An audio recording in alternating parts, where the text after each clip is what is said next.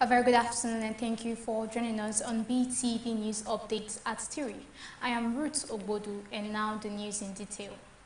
President Bola Tinubu has sympathized with world heavyweight boxing champion Anthony Joshua following the fatal road accident in which the boxer was involved on Monday along the Lagos-Ibadan Expressway.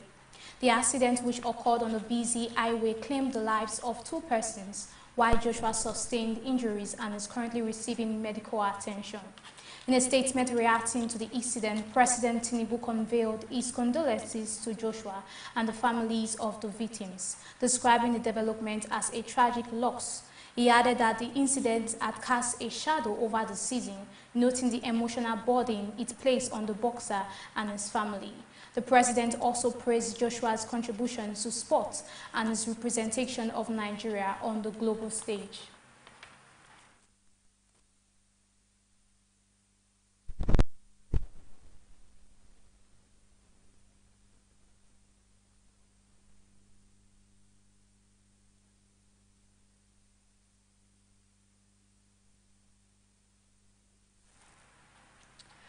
The Vice President, Senator Kashim Shettima, has emphasized the need for unity in politics, especially in Benue State. He says that as a leader in northern Nigeria, he has a moral responsibility to strengthen the political relationship between the governor of Benue State, Oti, and the secretary to the government of the Federation, Senator George Akumi.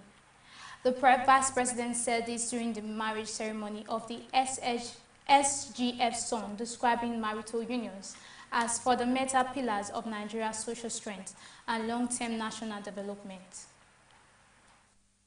May it become stronger every passing day.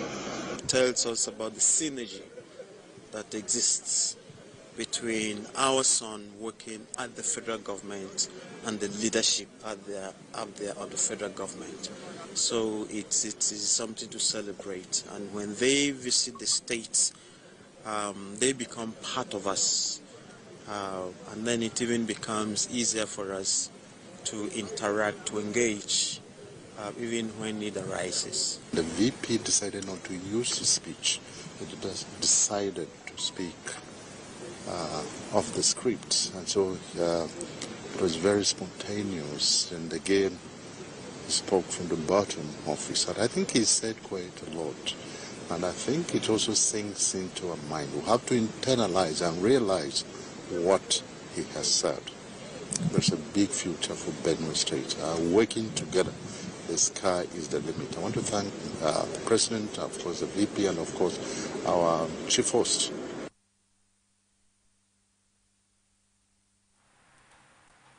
Several members of the Nigeria Union of Journalists, including staff of the Nigeria Television Authority (NTA), were killed on Monday in a fatal road accident in Gombe State. The victims were traveling back to Gombe from Yola, Adamawa State, where they had attended a wedding ceremony. When the NUGA bus conveying them reportedly suffered a burst tire around Kumo in Akko local government area. Eyewitness accounts indicated that the bus tire caused the vehicle to lose control, veer off the road, and collide with other vehicles, resulting in multiple fatalities at the scene. Those confirmed dead include Manu Aruna Kwame, manager and administration, Zara Umar, manager news, Issa, editor, and Musa Tabra, a retired manager news. Others were Judith, an information officer with the Gombe State Universal Basic Education Board. The driver of the bus, Aminu, and Adams, a staff member of Star Times. 4 other passengers, Emmanuel Akila, Stephen Dodo, Nina, and Jonathan Barra, sustained varying degrees of injuries and are currently receiving treatment at a hospital in Gombe. The bodies of the deceased have been deposited at a morgue in the state as colleagues, families, and the media community mourn the tragic loss.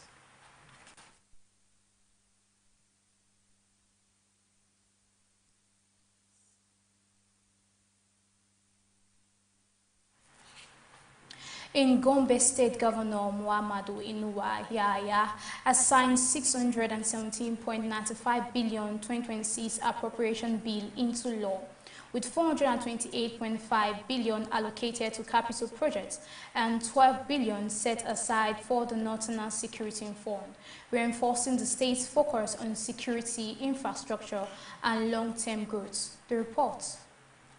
The 2026 budget allocates 289 billion for recruit expenditures, representing 21.6% of the total, while 428.5 billion or 69.4% is devoted to capital projects, reinforcing the administration's focus on infrastructure, service delivery, and long-term growth. Yahaya Initial presents a 535.69 billion proposal, which was reviewed by the Assembly and adjusted upward by over 82 billion to arrive at the approved 617.95 billion. The Speaker of the Gombe State House of Assembly explained that regardless of political divide, lawmakers are committed to putting the interest of the people foremost in every decision-making. Reform-driven initiatives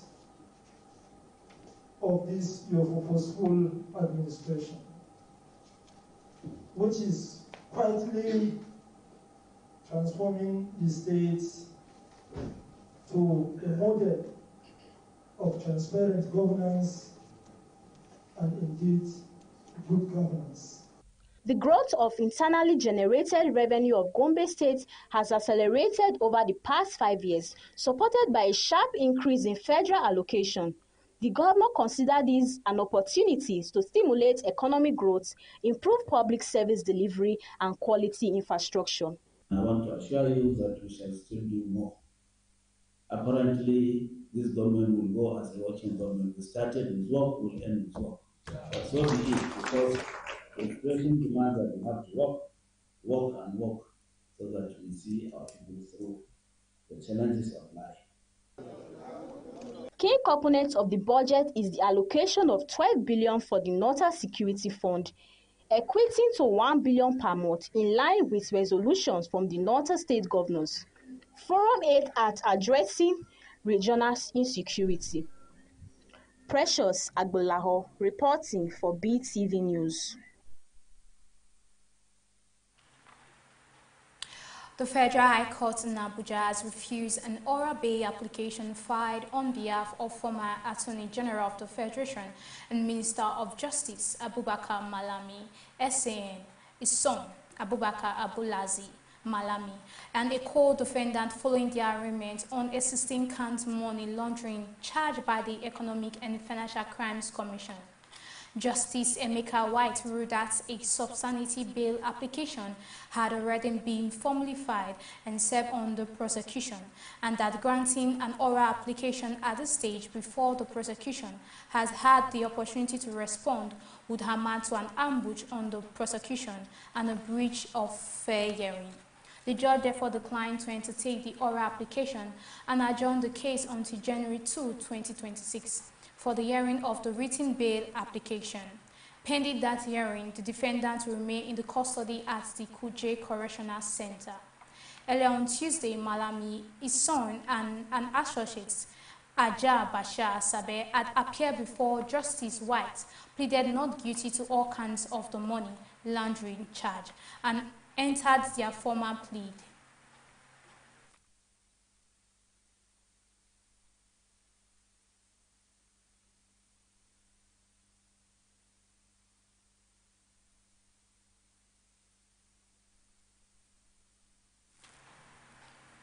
Nigeria's maritime sector recorded a major boost in 2025, with international trade value rising above 5.8 trillion, signaling improved export performance and increased port efficiency. The Nigeria Ports Authority attributed the growth to sustained operational reforms under its managing director, Mr. Abubakar Dantosho, which have driven a significant rise in export-laden container volumes. The renewed momentum also saw Nigeria return to the International Maritime Organization Council after a 14-year absence, reflecting growing global confidence in the country's maritime sector. Other notable milestones include the launch of the first wholly Nigeria-owned container vessel, increased cargo throughput at the Lekki deep-sea port, and the rollout of digital port system aimed at easing congestion and improving turnaround time. The Nigeria Port Authority expressed optimism that continued investment, modernization, and policy reforms will further strengthen Nigeria's position in global maritime trade.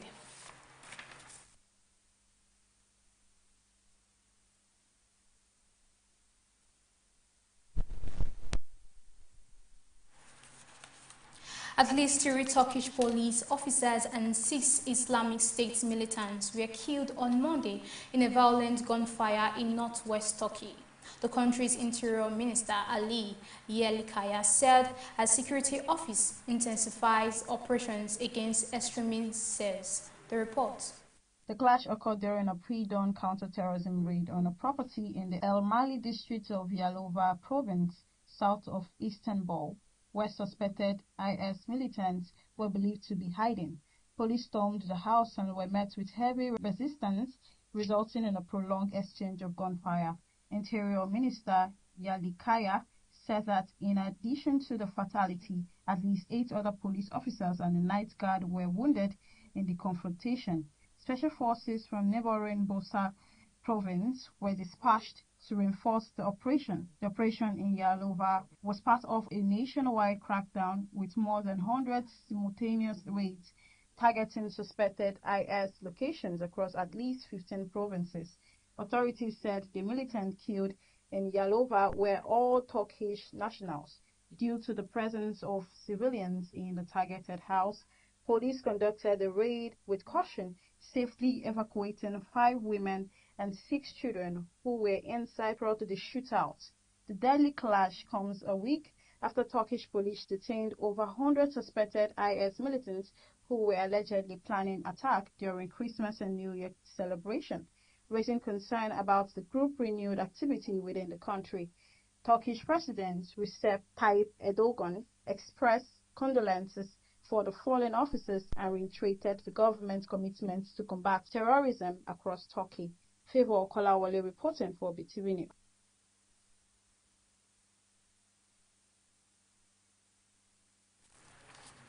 We are going on a short break.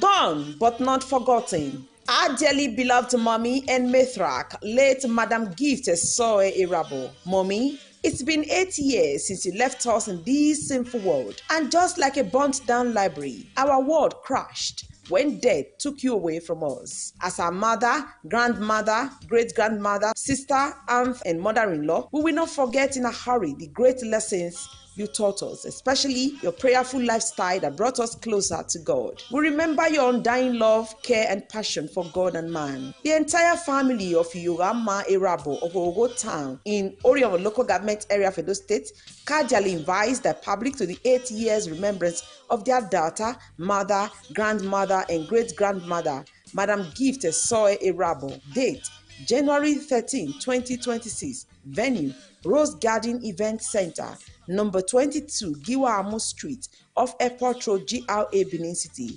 Time: 12 p.m. prompt. Mommy, continue to rest until we meet to part no more. We love you dearly. Signed, Ambassador Ogene Osaumese JP, for the family.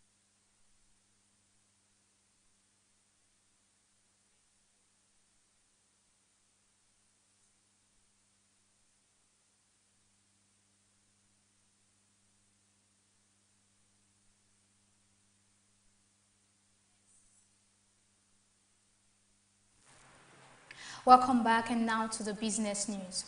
The national electricity grid collapsed on Monday after major power plants lost generation as the federal government intensified efforts to restore the system. The report. Observations showed that the grid went down around 2 p.m., plunging many Nigerians into darkness. Power generation had peaked about 4,800 megawatts earlier on Monday before crashing to 139 MW as of 3 p.m., according to data obtained by Newsman.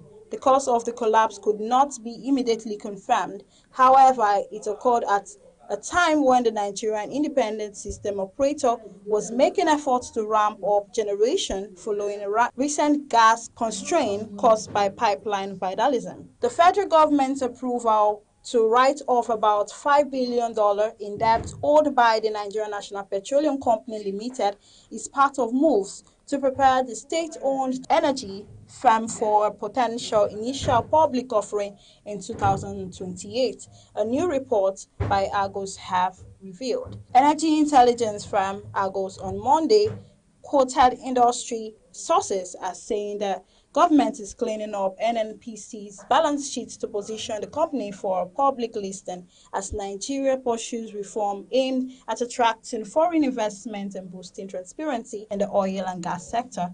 The presidency confirmed on Monday that President Bola Tinubu had approved the write-off of NNPC dollar-denominated debt totaling $1.42 billion, alongside local currency liabilities amounting to 5.57 trillion naira, bringing the total cleared obligations to about $5 billion at current exchange rates. The federal government has firmly rejected claims by the chairman and chief executive officer of Air Peace, Alain Onyema, that Nigerians' new tax regime will cripple the aviation industry and trigger a sharp rise in airfares. In response to Onyema's comments during a Sunday interview, the chairman of the Presidential Committee on Fiscal Policy and Tax Reforms, Taiwo Oyedele, on Monday said the claims were misleading and did not reflect the substance of the reform schedule to take off from January 1st, 2026.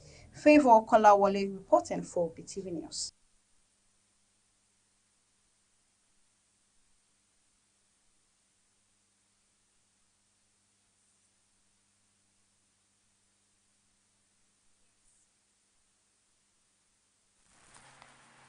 And now to the entertainment news. Nollywood superstar and filmmaker Toyin Abraham Ajayemi is celebrating a record-breaking performance for her latest cinematic release over Sabi Auntie. And also Beyoncé has been declared a billionaire by Forbes, making her the 5th musician to join its list of the world's wealthiest people. The report. Taking to Instagram, the actress revealed that the movie has grossed a staggering 382,897,436 naira in just 11 days, marking her fastest ever climb to such a high box office figure.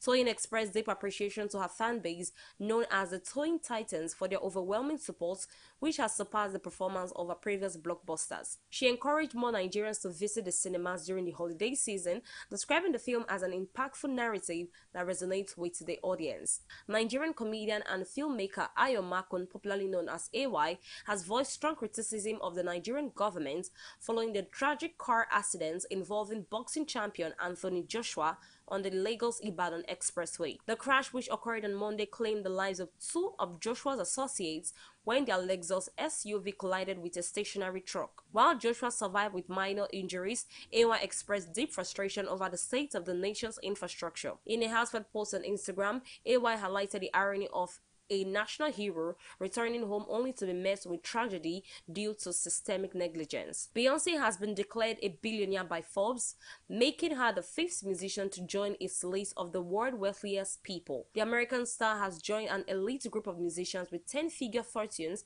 Forbes reports, including Taylor Swift, Rihanna, Bruce Springsteen, and her husband Jay-Z, who the business magazine lists as having a net worth of $2.5 billion.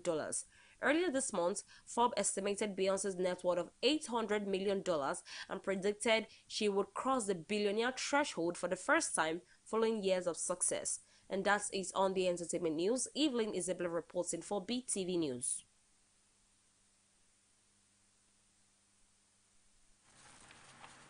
And now to sports. Lazio manager Maurizio Sarri has undergone a minor heart operation after being diagnosed with atrial fibrillation, a condition that affects the heart rhythm. As reported by Newsman on Tuesday, the procedure was routine, and the Serie A club said they expect the 66-year-old to return to his regular duties within the next few days. A post obtained from the club's X account on Tuesday was quoted as saying, SS Lazio announced that head coach Maurizio Sarri, following the detection of atrial fibrillation, underwent a transcatheter ablation procedure using the PFA technology at the Policlinico Tor Vergata Hospital. Sarri was appointed Lazio manager for a second time in June 2025 and is currently overseeing the club's campaign as the sixth eighth in Serie A, having won 6 of their 70 league matches so far.